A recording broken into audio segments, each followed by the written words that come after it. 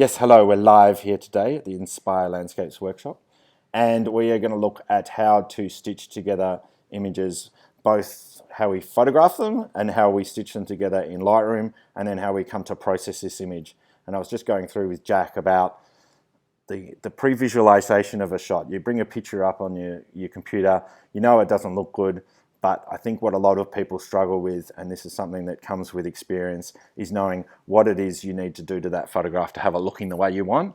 And I think sometimes it's hard enough just to know how you want it to look, you know? Yes. You know it doesn't look any good, but you don't know how to what it should look like, nor how to do that. You know, it's kind of like a bit of a conundrum, okay?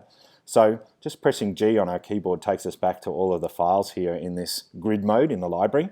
That's just a quick shortcut, okay? Now, I've actually done a silly thing, and I don't know why Lightroom's done this, but it's actually duplicated some of these pictures in the catalog.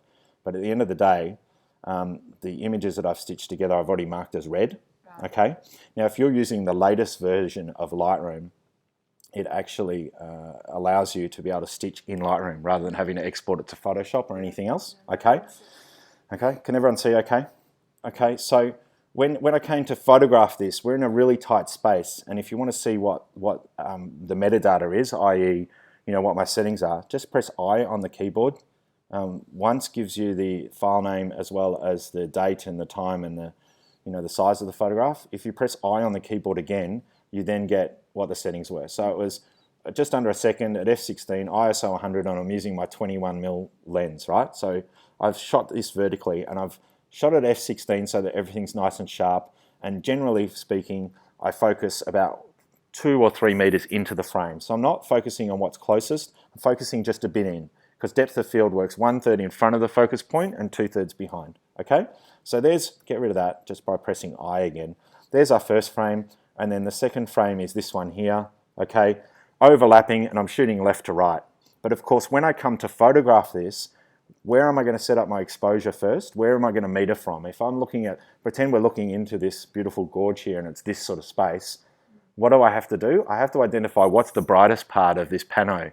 I'm not saying to myself, well, I'm going to shoot left to right, therefore I'll get the exposure right over here.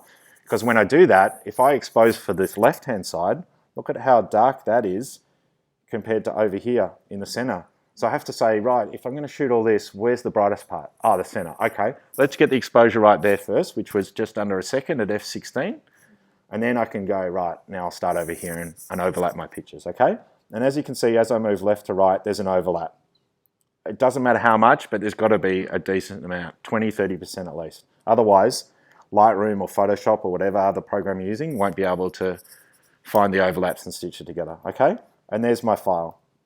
Now, when I get my pictures, again, it's duplicated this, but let's grab something where it hasn't done that, just for ease of the program here. You know how, look at me, I'm looking through this and I'm going, bloody hell, where are the pictures that I need to stitch together? A good way of avoiding this is to shoot the ground first, shoot your pano stitches, and then shoot the ground again, or shoot your hand. People shoot their hand, whatever. Shoot the sky, whatever. That way, when you're looking through your catalog here, you're not searching for where one set starts and one set finishes. Because often what I do is I'll shoot a pano, and then I'll say to myself, oh, I think I rushed that. I might have gone a bit fast. And that's often a problem. When you come to handhold stitching a pano together, you go, oh, this looks great. Bang, bang, bang, bang, bang. And all of a sudden, you've moved before the shutter's closed, and you've got blurred frames, and it wrecks it. So sometimes I shoot across, and then I go, yeah, I better do that again. So I do it more slowly. And all of a sudden, I've got back-to-back, pano frames, and I don't know where one finishes and one starts. So that's a good practice to get into that I haven't done. But if I just come to stitch these pictures together, I'll go, yeah, well, look, I've done these horizontal frames, and look, oh, that doesn't make sense. Oh, hold on a sec. This is a pano stitch, I remember. Just click on the first photograph, and then click on the last one you want to stitch together, and keep your finger on the shift key. And what that does is it selects all of the ones in between the first and the last one. I'll do that again. Click on the first one, finger on the shift key, click on the last one, and now I've selected all 7 of those files, okay? And then, if you're using the latest version of Lightroom, which I'd encourage you to do, you then go into, I only know the shortcut, photo merge panorama. So photo merge panorama, The shortcut, for those who love shortcuts, is Shift Control M, okay? And what that actually does is it brings up a window. And so what Lightroom X is actually doing is it's creating all these little JPEGs, because I've got raw files here that I want to stitch together. It's creating all these little JPEGs and it's stitching them together, and it's giving me a preview, as it says, creating panorama preview. It's giving me a preview of what this is going to look like if it's going to stitch it together. And this allows me to evaluate whether or not it's going to look any good. Looks perfect, okay? Now, there's a couple of options you can do down here. You can change the projection based on the lens, the distortion, etc. I won't go into that now, other than to say, hopefully this is the default, which is auto select projection and auto crop. Now, if you don't select auto crop, what happens is it just shows you, based on the lens, based on me hand holding it and perhaps not having it level, there's a little bit of, white out here. You can fix that later in Photoshop if you wanted, but otherwise we can just say, look, let's auto crop it and let's just have it looking pretty sexy as it does now. When you come to shoot panos, always give yourself a little bit more width than what you need, so that if you do need to crop in, you're not cropping in on something significant in the photograph, okay? Again, I've learned that the hard way. Always shoot beyond where you need to be shooting, go a little bit more left, a little bit more right. Give yourself a little bit of room, top and bottom, so that you can crop in a bit. You're still going to have heaps of megapixels to play with, especially if you're using a Canon or a Nikon D800E. So then you click merge and it'll merge it all together. I'm not going to do that now. It does it in the background. It does chew up a little bit of processing speed, but now that's the photograph, okay? So there's my pano, and look, this is now 15,000 pixels across, which if we divide that by 300 dpi, that's by 5. How many? It's 50 inches across, which is just, it's about a meter, 1.2 meters across if I came to print this photograph out by itself, which is pretty unreal, isn't it? Let's go back to that photograph. Does everyone, any questions on that based on stitching photographs together and how that's done and the process behind shooting them as well as stitching them together here in Lightroom? Any questions on that? No? Okay. And Tom, you always stitch the raw files first. You don't sort of edit it first. You don't do lens correction before you stitch it. I tend not to. No, I tend not to. I tend to sort of allow that all to be done using the tools, and if there's more that needs to be done, I'll do that afterwards, yeah. So here's the photograph. Now I can develop the photograph, which means I'm going to finesse this. This is actually a finished product, and I'm going to try and end up with something like that, okay? I bet you it doesn't come out the same way. Okay, so we go to the develop module here, and this is where all of the fun stuff happens. This is where I start to process the photograph, right? So here we click on the crop tool because I want to crop this white out. Now this would automatically be done using that software. Remember, it had auto crop, but in this case, if it's not done for whatever reason, you click on the crop tool and you go constrain to image. And that, look, now puts the crop marks inside this photograph to crop out all that white stuff, okay? And you click done, or you double click inside it and it gets rid of it, okay? So that's the start. Now, when I come to process an image and try and get it to where I want it to be, I always am critically evaluating the photograph. And first things first, and I know this already, is that I'm not liking the highlight in the back here. I basically am thinking to myself, do you know what, this is a little bit, you all right, Peter? Okay. This is a little bit bright at the back and a little bit dark in here, okay? I kind of need to flatten it out a bit, you know, the contrast is too much. So easily enough, the highlights are too bright. Oh, look, there's a slider called highlights. I grab that and I drag it down, and all of a sudden, I'm starting to recover some of that beautiful detail in my highlights. Now, importantly enough, what I haven't shown you here is in the histogram, if you click these little triangles at the top, this, look, tells you that it shows the shadow clipping and it shows the highlight clipping. Highlights on the right, shadow on the left. Now, if I, for whatever reason, had overexposed this grossly, the highlights come up as being red pixels here, and I know that I've overexposed my highlights or clipped my highlights, okay? And that way I can use the highlight slider to hopefully recover some of those. Now, why is it so critical that when we photograph we don't clip our highlights?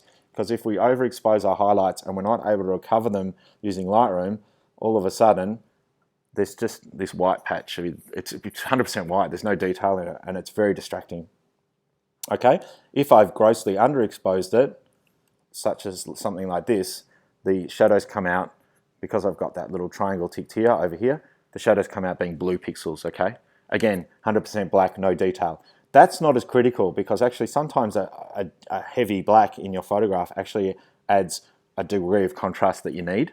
And this is where people have gone way over the top with HDR by saying to themselves, oh look, they've got these great sliders in Lightroom and Photoshop where you can drag all these detail in the shadows and you can reduce the highlights, and then you brighten it a bit like this and then it looks fantastic. And it looks okay for now, but in extreme cases it looks really horrible because it actually is beyond what our eye has seen. They've created these tools that are actually too good. Our eye does see some degree of contrast, and I like that. So sometimes I do purposely clip my shadows because I know that, yeah, a bit of black in there is going to look good. Okay, does that make sense? Let's go back to where we had it. Now, how do I adjust these sliders to have it back to where I have it? I just double click on the names. It brings everything back to 0. So we're back to where we started again. And remember, now, just before I move on, does anyone notice, given the fact that I have clicked these triangles, that there's no pixels, there's no red pixels, and then there's no black pixels, or blue pixels? In fact, there's some just in there. Look, I've just clipped the shadow there. That's ruined my record. But the thing is that the camera, thankfully, and my exposure that I used when I photographed it has kept all of the detail in the highlights and all the detail in the shadows. So really, this is just, mine to play with. I can do whatever I want with it.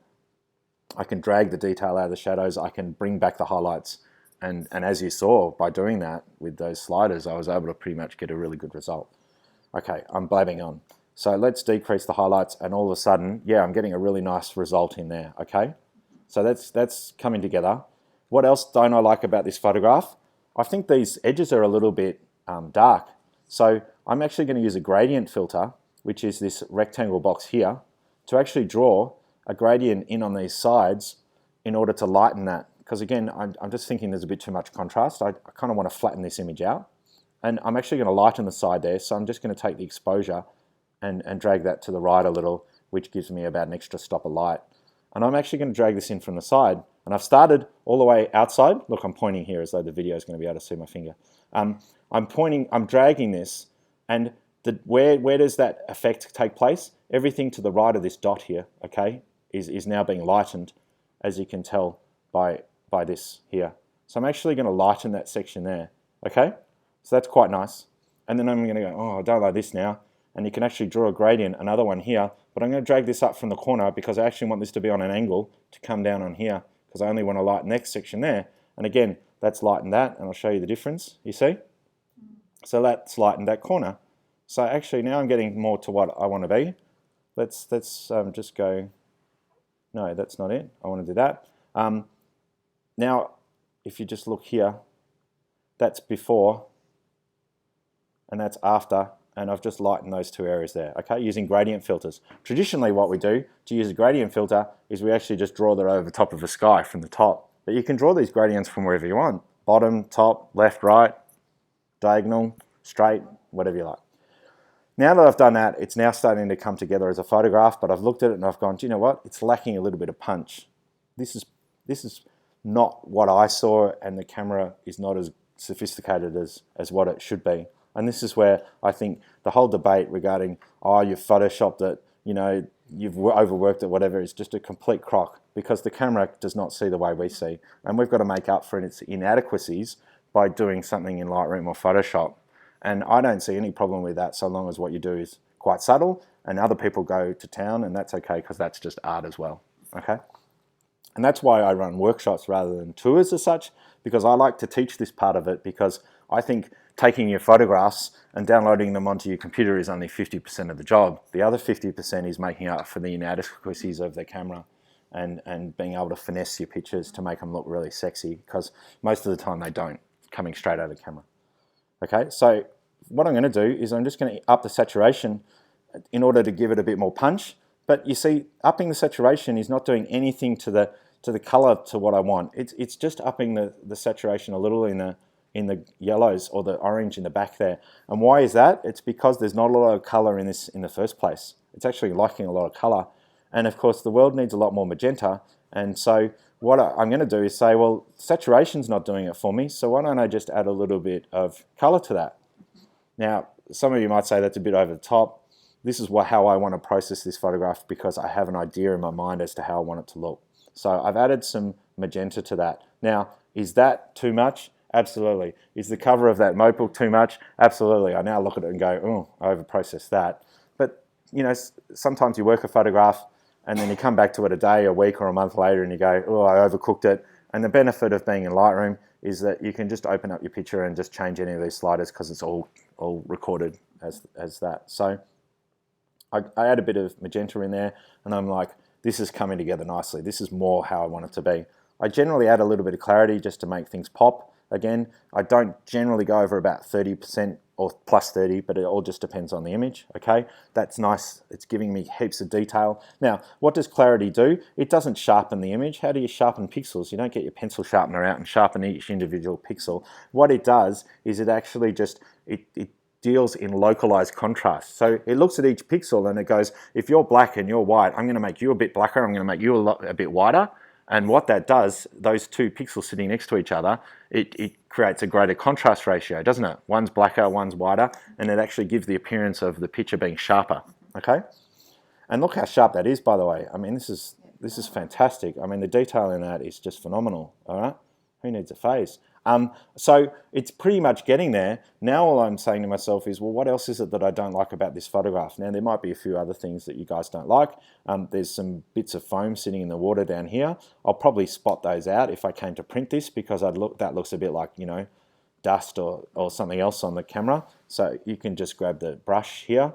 Now, you just decrease the brush size just by using the square brackets on your keyboard, or you can do it here in the slider. But ideally, this little cursor or selection should just be slightly larger than what your spot is. And all you do is you just go over this and start clicking on all these spots and they disappear, which is awesome. Okay, I'm not going to do that for now because it's going to take too long, but it's as simple as that. Okay, and that'll get rid of all of those. You do a healing rather than cloning? I do heal rather than cloning, yes. There's two options here in this spot healing brush, I guess you'd call it. You can clone. Now, the difference between clone and healing is clone basically says, all right, I'm going to take 100% of that over there and I'm going to put it right on top of that, okay, and clone right over the top. Like, I'm going to cut that out of there and I'm going to paste it onto there. Healing is much better because what healing does is it says, I'm going to take what's over here, but I'm going to blend it in with what's over here, what you're copying over the top of, to have it be seamless and to be blending in with what you're wanting to get rid of. And therefore, it's a much more subtle approach and it's generally a cleaner option or a cleaner finish. The only other thing I didn't like about this photograph is just this highlight up here. So again, I'm running my eye around the edge of the frame, as you should be doing when you're photographing, and I'm saying to myself, that's really distracting up there. And it's kind of like one of those things that you may not see to start with, and then Jack will go, I don't like that up there. And now every time you look at it, you go, oh shit, neither do I. You know, once it's been pointed out, you then start to see it all the time. So I'm like looking at this when I'm processing this the other night and I'm going, how am I going to get rid of that? All right, let's do this. Grab the spot healing brush tool, make it nice and big like this, and go plonk, and go, oh, all right, I might get away with that. Let's do another one here. Plonk over the top of that.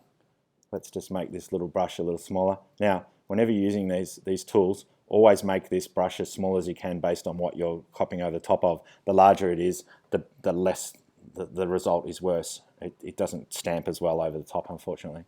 Okay, so I've done that, and now I click back on it, the picture, and I do that, and I go, could I get away with that? And they go, yep, sure can. Just based on the fact that there's so much texture and detail up there that I can afford just to clone over the top of it, and it just looks like part of the landscape. And then in a very crude way, I'm pretty much done with this image, and I've gone from that. That's not before and after. Let me show you the before and after. again, the beauty of using Lightroom is that your history is here. You can change it at any time, or you can at least go back and see what you've done.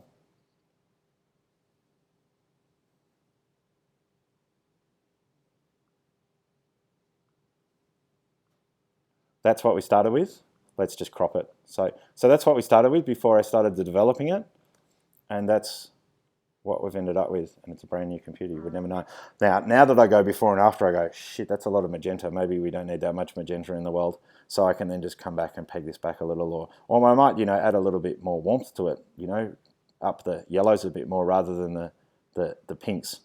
And just make that a little bit more subtle rather than obvious. Again, I'm one of these big believers that what you do in Lightroom, Photoshop, or Aperture, or whatever else you use should be subtle enough that people actually see it as being believable for my processing your landscapes. So when somebody comes to look at this, they go, wow, God, that's amazing, as opposed to, oh, bullshit, that's been Photoshop. I'm a bit of a chocolate box photographer. I like taking pretty pictures. And so all I do in Lightroom and Photoshop, etc., is just subtle changes to enhance the image to the point that it looks good. Any questions on that? No, good. Yeah. Okay. Well, thanks for listening. I'll stop the recording now, and I hope you've learned something from that.